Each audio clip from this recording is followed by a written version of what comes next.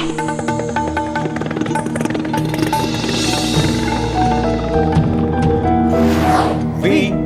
the people of India, having solemnly resolved to constitute India into a sovereign, socialist, secular, democratic republic, and to secure to all its citizens. নমস্কার, আমি ইন্দ্রাণী। শুরু করছি আজকে চতুর্থ স্তম্ভ। Italy ভাষায় ফাসিও বলে একটা শব্দ আছে, মানে হলো বেশ কয়েক গাছা শক্ত লাঠি একসঙ্গে বাঁধা, অর্থাৎ জোরালো একটা অস্ত্র। 19 শতকের দ্বিতীয় দশকের দিকে সারা বিশ্বে মন্দা চলছে, ইউরোপেও মন্দা। প্রথম বিশ্বযুদ্ধের পর চরম সামাজিক অবক্ষয়, ইতালিতেও তার ছোঁয়া লেগেছে, ছাঁটাই চলছে, শ্রমিকদের কাজ নেই, কারখানার মালিকরা গুন্ডা পুষছে শ্রমিক বিক্ষোভ থেকে বাঁচতে। সেই সময় কিছু লোক একত্রিত হলো, পরিত্রাতার মতো এগিয়ে এলো, নিজেদেরকে ফ্যাসিস্ট বলল, ঐক্যবদ্ধ অস্ত্র। শ্রমিকরা ভাবলো তাদের পক্ষের মানুষ, মালিকরা জানতো তাদের পয়সার মানুষ। তারা সমাজতন্ত্রের কথা বলল, শ্রমিক অধিকার মজুরির কথা বলল, বাহিনী তৈরির কাজে মন দিল। এক নেতাও পেয়ে গেল, বেনিটো মুসোলিনি। ক্রমশ ইতালির ক্ষমতা দখল করলো তারা। হিটলার মুগ্ধ হলো এই নয়া জার দেখে। মুসোলিনিও হিটলারের মতো গোয়ার অথচ উঠতি নেতাকে চিনতে ভুল করলেন না। ফ্যাসিস্ট দর্শন বিকশিত হলো, ফ্যাসিস্ট বাহিনী তৈরি হলো। যুদ্ধে বিধ্বস্ত জার্মানির অর্থনীতি হাল ধরল ফ্যাসিস্টরা। রাস্তা তৈরি হতে লাগলো, পুঁজি আসতে লাগলো বিশ্ব থেকে, বিরাট পুঁজি এলো আমেরিকা থেকে, অর্থনীতি খানিকটা ঘুরে দাঁড়ালো। ব্যাস, দেশ শুদ্ধ মানুষ, জার্মান মানুষ হিটলারকে দেবতার আসনে বসানো শুরু করলো। দেশের অন্যান্য রাজনৈতিক শক্তিগুলো নিজেদের মধ্যে খেয়ে খেয়ে মনান্তরকে কাজে লাগিয়ে ধীরে ধীরে সংসদীয় ব্যবস্থাকে ব্যবহার করেই একসময় চ্যান্সেলর হলেন। তারপর আর পেছন ফিরে তাকাতে হয়নি। নাৎসিরা ততদিনে সবকিছু দখল করেছে, পুঁজি তাদের হাতে, সংসদ তাদের হাতে, বিরোধিতা নেই, সংবাদ মাধ্যম তাদের হাতে। বিরোধীরা হয় মারা গেছে, নয় জেলে। ইহুদিদের সম্পত্তি কেড়ে নেওয়া হয়েছে। ইহুদিরা জাতীয় শত্রু, তাদের বেঁচে থাকার অধিকার নেই। এরপর একের পর এক দেশ দখল, অস্ট্রিয়া, হাঙ্গেরি, ডেনমার্ক, হল্যান্ড। শুরু হয়ে গেল দ্বিতীয় বিশ্বযুদ্ধ। একদিকে আমেরিকা, ইংল্যান্ড, রাশিয়া, অন্যদিকে জার্মানি, ইটালি, জাপান। ছোট ছোট দেশ বা দেশের মানুষ পক্ষ বেছে নিল। একসময় যখন যুদ্ধে হারলো জার্মানি, ইতালি, জাপান, অক্ষশক্তি, তার আগেই বেনিটো মুসোলিনিকে পিটিয়ে মেরে তার বান্ধবী সহ দেহ ঝুলিয়ে দিয়েছে ইটালির মানুষ। হিটলার তার সদ্য বিবাহিত বান্ধবী, গোয়েবেলস তার 7 সন্তান সহ পরিবার আত্মহত্যা করেছেন। যুদ্ধ বিধ্বস্ত জার্মানির প্রত্যেক শহর তখন ধ্বংসস্তূপ। পৃথিবীর 8 কোটির বেশি মানুষ মারা গেছে এই যুদ্ধে। এক ফ্যাসিস্ট দর্শনের শিকার পৃথিবীর 3% জনসংখ্যা। অর্থনৈতিক ক্ষয়ক্ষতির কথা বাদই দিলাম। ওই যুদ্ধের পর মানুষ এই ফ্যাসিস্ট দর্শন বোঝার চেষ্টা করেছে। কিভাবে এই দর্শন ছড়ানো হয়, কিভাবে এর শেকড় বিস্তার করে, কিভাবে ফ্যাসিস্টদের পদধ্বনি বোঝা যায়। আমেরিকার হলোকস্ট মিউজিয়ামে লরেন্স ডব্লিউ ব্রিটের লেখা এক ফলক রয়েছে। তাতে 14টি চিহ্ন বা প্রবণতার কথা বলা হয়েছে, যা দেখে বোঝা যাবে ফ্যাসিস্টরা আসছে। আগামী বিশ্বের মানুষ যাতে ফ্যাসিবাদ চিনতে পারে, শুরুতেই একজোট হয়ে লড়তে পারে, ফ্যাসিবাদ যাতে ফিরে না আসে, তার জন্য এই 14টি প্রবণতার কথা মনে করিয়ে দেওয়া হয়েছে। ফলকটি মানুষ দেখে, তাদের মনে পড়ে ফ্যাসিস্টদের উত্থানের কথা। আসুন দেখে নিই লরেন্স ডব্লিউ ব্রিটের কোন প্রবণতার কথা বলেছেন, মিলিয়ে নিই আমাদের দেশের সঙ্গে। প্রথম প্রবণতা হলো এক জঙ্গি জাতীয়তাবাদ, মানে দুনিয়ায় এই একটাই দেশ আছে, আমার দেশ, বাকি সব কিছুই নয়। কেউ যদি ক্রিকেটে পাকিস্তানের ব্যাটসম্যানের ছক্কায় হাততালি দেয়, সে দেশদ্রোহী। প্রত্যেক বিরোধীরা এই দেশদ্রোহী। এক জঙ্গি জাতীয়তাবাদের পদধ্বনি। দ্বিতীয় প্রবণতা হলো মানবাধিকারের চরম অবমাননা। তাকিয়ে দেখুন, কৃষকরা, দেশের অন্নদাতারা রাজধানীতে যেন না ঢুকতে পারে তার জন্য সিমেন্টের ব্যারিকেড, সীমানায় যে কাঁটাতার ব্যবহার করা হয় সেই কাঁটাতার লাগানো হয়েছে। তাদের ট্র্যাক্টরের চাকা যাতে এগোতে না পারে তার জন্য লোহার কাঁটা বেছানো হয়েছে। তাদের জল আলো কেড়ে নেওয়া হয়েছে, অথচ তারা সংবিধানের মৌলিক অধিকার, সমাবেশ করার অধিকার, বিরোধিতা করার অধিকারের দাবি নিয়েই জড়ো হয়েছেন। মানবাধিকারের এই নির্লজ্জ পতন দেখা যায় যখন এক অসুস্থ 82 বছরের কবিকে জেল থেকে জামিন দিতে আদালতে লেগে যায় 1.5 বছর। 83 বছরের মিশনারি পাদ্রীকে জেলে রেখে মেরে ফেলা হয় প্রধানমন্ত্রীকে হত্যার ষড়যন্ত্রের মিথ্যে অভিযোগে। এক ছাত্র নেতা ওমর খালিদ এক গবেষক আর জেলের ভেতরে কেন ক্ষমতাকে প্রশ্ন করেছে বলে। তৃতীয় প্রবণতা হলো এক কল্পিত শত্রু তৈরি করা, তাদের জন্যই দেশ জাতি ধর্ম নাকি বিপদে এমন প্রচার করা। হিটলার জার্মানির অধোগতির জন্য ইহুদিদের দায়ী করেছিলেন। ইহুদিদের সরাতে পারলেই জার্মানি ফিরে পাবে গৌরবময় অতীত। ইহুদিরা সভ্যতার শত্রু। আজ আমাদের দেশের শাসকরা মুসলমানদের সংখ্যালঘুদের দিকে আঙুল তুলছেন। তারা নাকি হু হু করে জনসংখ্যায় বাড়ছে, 4-5টা করে বিয়ে করছে, 7-8টা করে সন্তান হচ্ছে। সব তথ্য মিথ্যে, ডাহা মিথ্যে, কিন্তু তা প্রচার হচ্ছে, মানুষের কাছে নিয়ে যাওয়া হচ্ছে। কিছু মানুষ বিশ্বাসও করছেন। মানে আমাদের দেশেও এক কল্পিত শত্রু তৈরি হয়েছে সংখ্যালঘুরা। চতুর্থ প্রবণতা, র্যাম্প্যান্ট সেক্সিজম।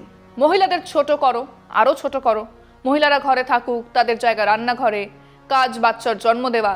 নারী নরকের দ্বার, অভিনেত্রী মানে দেহ ব্যবসায়ী, রাতে বাড়ি ফেরে মানে যৌনকর্মী। আমাদের দেশে শাসক দলের মহামান্য নেতারা এই কথা পরিষ্কার বলছেন। পঞ্চম প্রবণতা, বিকিয়ে যাওয়ার সংবাদ মাধ্যম। সাধারণ মানুষ জানেন মিডিয়া এখন গদি মিডিয়া। মিডিয়া হয় টু বি সোল্ড, নয় সোল্ড। প্রায় সব বেচে দেওয়া হয়েছে, সামান্য কিছু বিক্রির জন্য তৈরি। সংবাদ মাধ্যমের বিশ্বাসযোগ্যতার তলানিতে।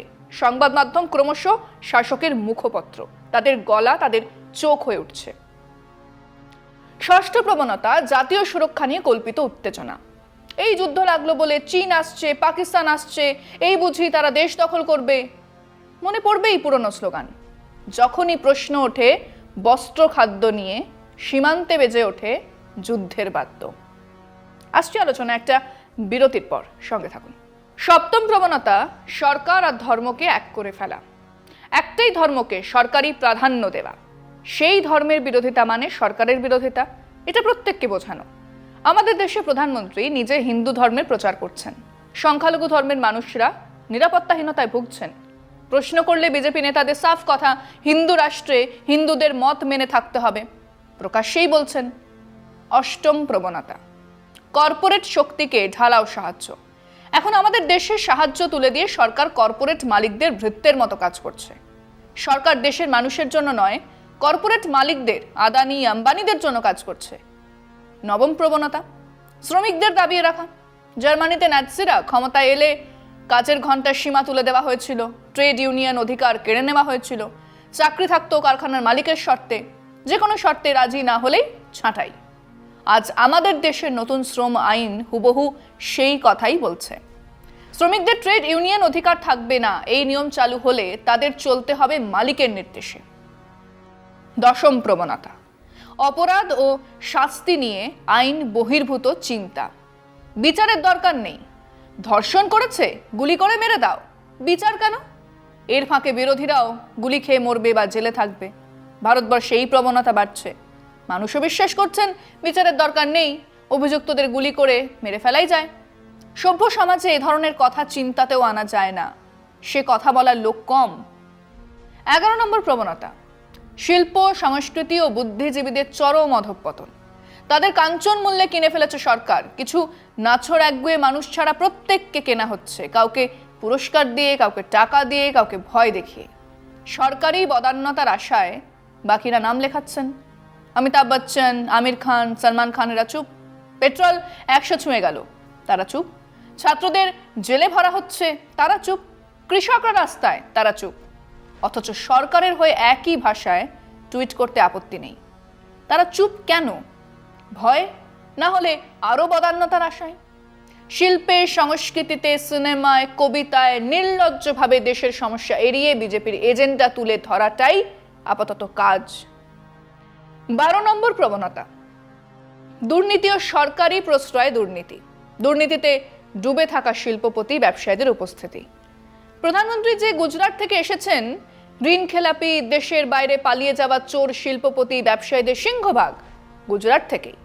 তাদের অনেকে প্রধানমন্ত্রীর সঙ্গে ব্যক্তিগতভাবে পরিচিত, তাদের মেহুল ভাই বলে ডাকেন, পাশে বসিয়ে ছবি তোলান, তাদের নিয়ে বিদেশে যান। আরো আলোচনা আসছে একটা বিরতির পর, সঙ্গে থাকুন। আগের আলোচনার সূত্র ধরে বলছি, এবার ১৩ নম্বর প্রবণতা, নির্বাচনকে প্রহসনে পরিণত করা। বিজেপি ৭ বছরে মানুষের ভোটে নির্বাচিত ৯টি রাজ্য সরকার ভেঙেছে। নির্বাচন কমিশন ঘোষণার আগেই প্রধানমন্ত্রী বলে দিচ্ছেন কবে ভোট হবে। বোঝাই যায় নির্বাচন কমিশনের স্বাধীনতা কোন পর্যায়ে। ভোটার লিস্টে গরমিল নিয়ে সংসদেই আলোচনা করতে দেওয়া হচ্ছে না।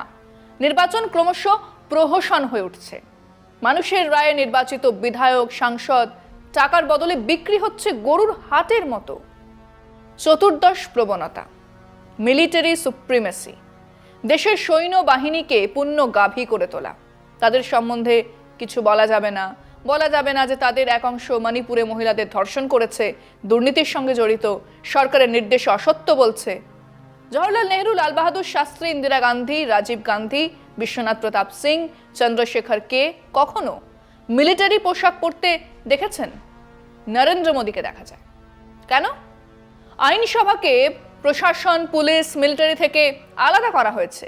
সিভিলিয়ানদের আর্মি পোশাক পরার নিয়ম নেই, তিনি পরেন। ছবি তোলাতে ভালোবাসেন। হিটলার প্রথম বিশ্বযুদ্ধে অসফল সৈন্য ছিলেন, আহত হয়ে ফিরে আসেন, কিন্তু ক্ষমতায় এসে সৈন্যের কড়া পোশাক তার প্রিয় হয়ে ওঠে। আমাদের প্রধানমন্ত্রীও সৈন্যের পোশাকে স্বচ্ছন্দ। অর্থাৎ হলোকস্ট মিউজিয়ামের ফলকে ফ্যাসিবাদের যে 14টি প্রবণতার কথা বলা হয়েছে তার সবকটাই আজকের ভারতবর্ষের সামাজিক রাজনৈতিক অবস্থার সঙ্গে মিলে যায়। জরুরি অবস্থাকে বড়জোর আধা ফ্যাসিবাদী বলা যায়, কিন্তু আজ যে ব্যবস্থা ক্রমশ কার্যকরী হচ্ছে তাকে ফ্যাসিবাদ বলতে দ্বিধা থাকার কথা নয়। এই সরকার, আরএসএস, বিজেপি দল কয়েকটি বিষয়ে আপাতত থমকে আছে। বিচার ব্যবস্থাকে সম্পূর্ণ পদানত করা যায়নি। কিছু সংবাদ মাধ্যম, ইন্টারনেট নির্ভর নিউজ পোর্টাল এখনো স্বাধীন। দেশের বেশিরভাগ মানুষকে তাদের মতো করে বোঝানো যায়নি। কৃষকরা লড়ছেন, লম্বা লড়াইয়ের প্রস্তুতি নিচ্ছেন। ছাত্র যুবকদের চুপ করানো যায়নি। বড় নামী শিক্ষা প্রতিষ্ঠানের ছাত্রছাত্রীরা ঘাড় বেঁকিয়ে প্রশ্ন করছেন। গ্রেফতার করতে হচ্ছে ছাত্রনেতা ওমর খালিদকে। কেন? তারা দেশদ্রোহী। আসলে ছাত্র যুবক, তাদের বাবা মায়েদের ভয় দেখানো হচ্ছে। বলা হচ্ছে ছেলে মেয়েদের বলো পড়াশোনায় মন দিতে, অন্য ব্যাপারে নাক না গলাতে। নাক গলালে দেশদ্রোহী বলে জেলে পুরে জীবন বরবাদ করে দেব। কিছু লোককে কেনা যাচ্ছে নীল শিল লাল গেরুয়াদের পয়সা দিয়ে, কাজের লোভ দেখিয়ে, পুরস্কার দিয়ে, বাকিদের ভয় দেখানো। কিন্তু সবাই ভয় পায় না, সবাই মাথা নিচু করে না। আজ এখানেই শেষ করছি। শুভরাত্রি।